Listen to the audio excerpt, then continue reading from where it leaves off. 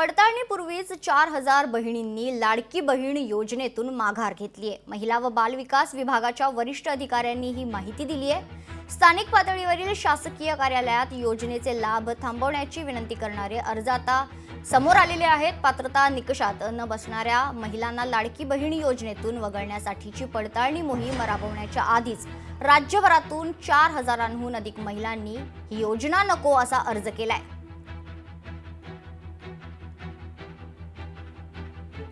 दरम्यान लाडकी बहीण योजनेसाठी पडताळणी कशी होणार पाहूयात ग्राफिक्सच्या माध्यमातून।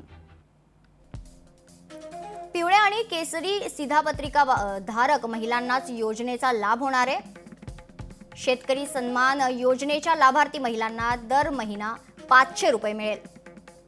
संजय गांधी निराधार महिला योजनेतील महिलांना पूर्णपणे वगळण्यात येईल।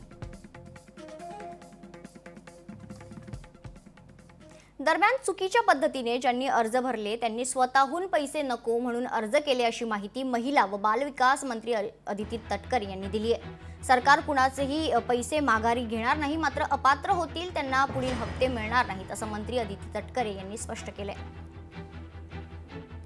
आम्ही विभागाच्या पद्धतीने आम्ही क्रॉस व्हेरिफिकेशन करत आहोत, पण हे जे आपण 4-4.5 हजार म्हणतोय हे स्वतःहून पुढे आलेले आहेत।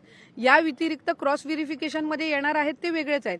पण आपल्या माध्यमातून मी लाडक्या बहिणींना सुद्धा आवाहन करीन की अशा पद्धतीचं जर त्यांना त्यांच्या पात्र लाभाच्या पलीकडे जर ती रक्कम आलेली असेल तर जसं या 4-4.5 हजार बहिणींनी पुढाकार घेतलेला आहे तशाच पद्धतीने इतर लाडक्या बहिणींनी सुद्धा घ्यावा।